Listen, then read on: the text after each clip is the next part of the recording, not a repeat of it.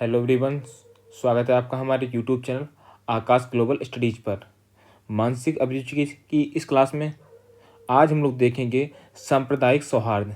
इससे पहले जो हमारी पिछली क्लास हुई थी जिसमें हम लोगों ने कानून एवं शांति व्यवस्था इसको देखा था, जिसमें हम लोगों ने 29 क्वेश्चन डिस्कस किए थे। क्वेश्चन आपके PYQ थे, सारे प्रीवियस ईयर क्वेश्चन थे। क्वेश्चन जो थे किसी न किसी एग्जाम में आए हुए थे जो आपके लिए इम्पोर्टेंट है। तो ये थे आपके क्वेश्चन। तो आज जो हमारा रहेगा टॉपिक वो रहेगा सांप्रदायिक सौहार्द। सांप्रदायिक सौहार्द, इसमें जो भी क्वेश्चन लोग डिस्कस करेंगे लगभग 26 क्वेश्चन होंगे जिसमें हम डिस्कस करने वाले हैं। ये सारे क्वेश्चन आपके PYQ हैं, क्वेश्चन सारे इंपॉर्टेंट हैं। और ये जो आपका टॉपिक रहेगा सांप्रदायिक सौहार्द, अभी आपकी जो पेपर होने वाला है यूपी पुलिस का, ठीक है, यूपी पुलिस कांस्टेबल, इसमें भी आपका आ सकता है। इसके अलावा UPSI की जो लोग तैयारी कर रहे हैं उसमें भी ये क्वेश्चन आ जाएंगे और ये टॉपिक आता है। तो ये टॉपिक आप छोड़ नहीं सकते हैं, इंपॉर्टेंट सारा है आपके लिए। देखिए, जो थ्योरी है उसका सारा आपको इसकी PDF आप हमारे ऐप पे आइए एग्ज़ाम वेब, उस पर आपको मिल जाएगी। आपको बस ये सर्च करना है एग्ज़ाम वेब, यहाँ आपको ये PDF मिल जाएगी, ठीक है। तो अब हम लोग देखेंगे, पहला क्वेश्चन देखेंगे।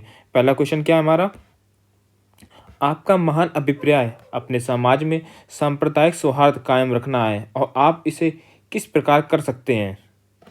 तो सही आंसर क्या होगा हमारा, हमेशा केवल उसी को स्वीकार करें जो बहुसंख्यक समुदाय वो चाहता है, या किसी विशेष समुदाय के धार्मिक भाषणों को प्रसारण को प्रतिबंधित करें, तालमेल ना बनाए रखने के परिणामों के बारे में सांप्रदायिक प्रमुखों को धमकी देना, या व्यक्ति की डर, ईर्ष्या और घृणा के ऊपर उठने में मदद करें। तो सही क्या होगा, तो सही होगा हमारा D, व्यक्ति की डर, ईर्ष्या और घृणा से ऊपर उठने में मदद करें। ये UPSI ASI 2018 में क्वेश्चन आया था ये, ठीक है। इसका D आंसर सही होगा। चलिए आगे देखते हैं, इनमें से आपकी राय क्या है। जाति जीवन में सर्वोपरि है, मित्रता और स्नेह जाति से परे हैं, किसी को अपनी जाति के विरुद्ध नहीं जाना चाहिए, या जाति के प्रति ईमानदारी सबसे सुरक्षित मार्ग है। सही आंसर क्या होगा, 20 का सही आंसर होगा, मित्रता और स्नेह जाति से परे हैं। आगे, एक पुलिसमैन को किसके लिए प्रति जिम्मेदार होना चाहिए, तो समाज के प्रति जिम्मेदार होना चाहिए। आगे, सांप्रदायिक सौहार्द स्थापित करने का प्रभावी साधन है, तो क्या साधन है, शिक्षित और जागरूक समाज। शिक्षित और जागरूक समाज जो है ये सबसे प्रभावी साधन है सांप्रदायिक सौहार्द स्थापित करने के लिए। आगे, सांप्रदायिकता का प्रमुख कारण है, तो सांप्रदायिकता का प्रमुख कारण क्या है, धार्मिक संघीयता, व्यक्तिगत एवं राजनीतिक स्वार्थ और दोषपूर्ण नेतृत्व। तो सही आंसर क्या होगा, उपयुक्त D। ये तीनों आंसर आपके सही होंगे। आगे देखते हैं, सांप्रदायिक सौहार्द बढ़ाने का प्रभावशील उपाय क्या है, प्रत्येक धर्म समाज का सम्मान, या प्रत्येक धर्म समुदाय के प्रति समान व्यवहार, या धर्म विशेष के प्रति नकारात्मक दृष्टिकोण। विकल्प A और B, तो A और B आपके सही होंगे, विकल्प आपका C गलत होगा। तो सही आंसर क्या होगा हमारा D, इसका आंसर सही होगा। आगे, सांप्रदायिक रूप से संवेदनशील क्षेत्र में नियुक्ति प्रशासनिक एवं पुलिस अधिकारियों को सांप्रदायिक सौहार्द बनाए रखने के लिए आवश्यक है, तो क्या आवश्यक है, धार्मिक व राजनीतिक प्रबुद्ध जनों से संपर्क बनाकर सामंजस्य स्थापित करें। आगे, सांप्रदायिक सौहार्द के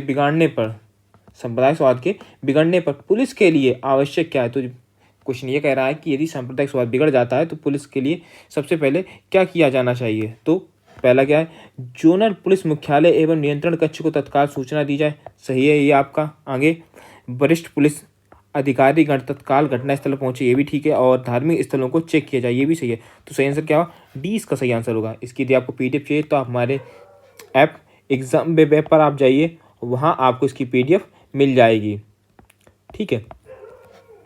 आगे देखते हैं, और देखिए क्वेश्चन अब आपके वाकई में अच्छे काफ़ी हैं, सारे आपको याद रखने हैं, इसलिए आपको PDF लेना अनिवार्य है। क्योंकि आप वीडियो कहाँ तक देख सकते हैं, एक बार PDF ले लेंगे तो उसको आप देख सकेंगे, बार बार रिवीजन कर सकेंगे। इसके अलावा यदि आप वीडियो देखते हैं तो आप रिवीजन भी आपका होता रहेगा। आप ये वीडियो डाउनलोड कर लीजिए या फिर आप इसको सेव कर लीजिए, इसमें आप देखते रहेंगे बार बार। चलिए देखते हैं, सांप्रदायिक सौहार्द को बनाए रखने के लिए आवश्यक है, तो क्या आवश्यक है, अफवाहों पर प्रभावी नियंत्रण रखा जाए, आवश्यकता अनुसार न्यूनतम बल का प्रयोग भी किया जाए, और संबंधित खबरों को सही मीडिया से अवगत कराना। ये भी तीनों आपके सही है, ठीक है। ठीक है, वीडियो पसंद आए तो वीडियो को लाइक कर दीजिए, चैनल पर नए तो चैनल को सब्सक्राइब कर लीजिए और बेल आइकन को प्रेस कीजिए ताकि वीडियो की लेटेस्ट नोटिफिकेशन सबसे पहले आपको मिलती रहे। चलिए आगे देखते हैं। सांप्रदायिक सौहार्द बनाए रखने में प्रभावी माध्यम है, तो क्या माध्यम है? इंटरनेट व फेसबुक, केबल नेटवर्क और समाचार पत्र, तीनों प्रभावी हैं, तो डी इसका सही आंसर है। आगे, भारतीय संविधान में धार्मिक स्वतंत्रता का अधिकार वर्णित है, तो ये वर्णित है अनुच्छेद 25 से 28 के अंतर्गत ये आता है। आगे, देश में शांति, धर्मनिरपेक्षता एवं सांप्रदायिक सौहार्द को बढ़ाने के उद्देश्य से राष्ट्रीय सांप्रदायिक सद्भाव प्रतिष्ठान द्वारा स्थापित किया गया पुरस्कार है, तो कौन सा पुरस्कार है? राष्ट्रीय सांप्रदायिक सौहार्द पुरस्कार, 20 का सही आंसर है। आगे, देश में गृह मंत्रालय भारत सरकार द्वारा 19 नवंबर से 25 नवंबर 2015 को मनाया गया, तो क्या मनाया गया था आपका? तो ये मनाया गया था कौमी एकता सप्ताह, कौमी एकता सप्ताह मनाया गया था। आगे, गृह मंत्रालय भारत सरकार द्वारा 19 नवंबर 2015 को क्या मनाया गया था? तो ये मनाया गया था राष्ट्रीय एकता दिवस, राष्ट्रीय एकता दिवस मनाया गया था। आगे, कौमी एकता सप्ताह के अंतर्गत महिला दिवस मनाया गया, ये कब मनाया गया? 24 नवंबर 2015 को मनाया गया था। गृह मंत्रालय भारत सरकार द्वारा कौमी एकता सप्ताह के अंतर्गत अल्पसंख्यकों का कल्याण दिवस, ये कब मनाया गया है? तो ये भी मनाया गया आपका 20 नवंबर 2015 को मनाया गया।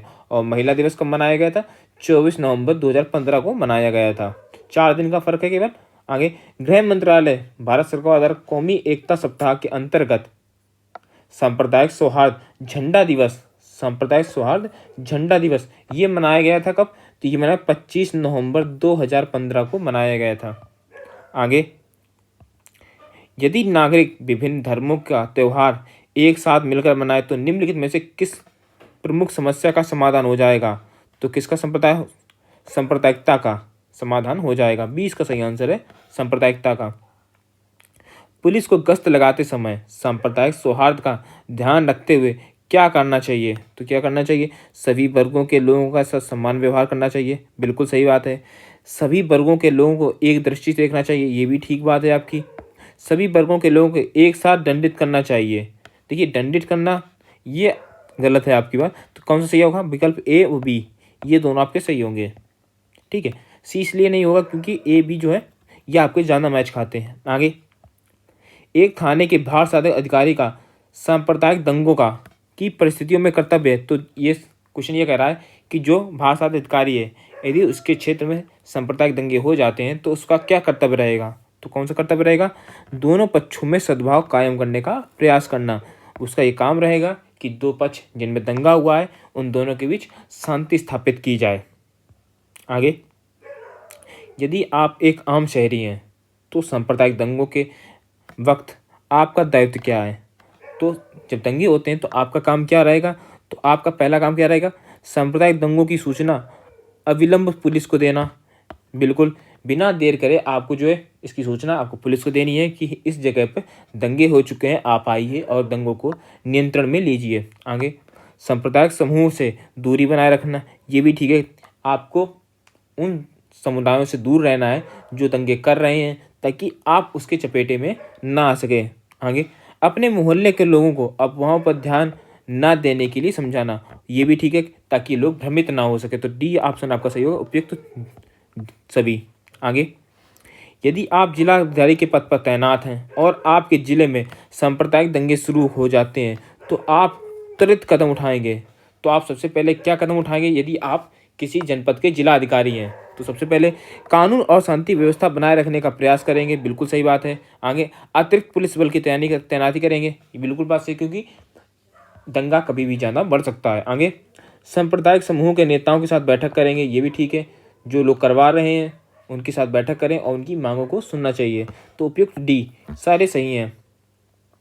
थाने का इंचार्ज अपने धार्मिक समूह का पक्ष लेते हुए सांप्रदायिकता के प्रसार में मदद कर रहा है। आप एक जागरूक नागरिक के तौर पर क्या कदम उठाएंगे? तो आप उसका क्या करेंगे? जिला मजिस्ट्रेट को इस बात को सूचित करेंगे कि जो हमारा थाने का इंचार्ज है वो संप्रदाय जो दंगा हुआ है ये धार्मिक समूह का पक्ष ले रहा है और ये बात आगे बढ़ सकती है जो समाज के लिए अच्छी नहीं होगी।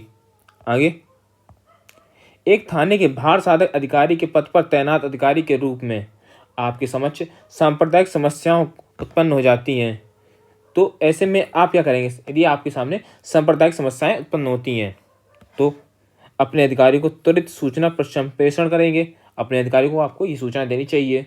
ठीक है। आगे, जनता से अफवाहों पर प्रति ध्यान न देने की अपील। जनता को आपको बताना है कि आपको किसी भी अफवाह पर ध्यान नहीं देना है। आगे, सांप्रदायिक समूहों के नेताओं से विचार विमर्श करना, ये भी ठीक है। तो सही आंसर क्या होगा? डी इसका सही आंसर होगा। आगे, सांप्रदायिक सौहार्द से अभिप्राय है, तो सांप्रदायिक सौहार्द का क्या मतलब है? तो ये है कि विभिन्न धर्म संप्रदाय मानने वाले लोगों के मध्य सद्भाव बनाए रखना ही सांप्रदायिक सौहार्द है। आगे, भारत में अनेकता में एकता है, इसे बनाए रखने के लिए आवश्यक है। तो भारत में अनेकता में एकता बनाए रखने के लिए क्या आवश्यक है? तो सांप्रदायिक सौहार्द सबसे ज़्यादा आवश्यक है। बी इसका आंसर सही होगा। तो ये आज का टॉपिक जो है यहीं पे खत्म हो रहा है। 26 क्वेश्चन थे, इसको हम लोग डिस्कस कर लिया है सांप्रदायिक सौहार्द को। जो अगला टॉपिक होगा वो होगा विधि का शासन, लॉ ऑफ रूल होगा। ठीक है। तो मिलेंगे हम लोग मेंटल एप्टीट्यूड की अगली वाली क्लास में। तब तक के लिए जय हिंद, जय भारत, धन्यवाद।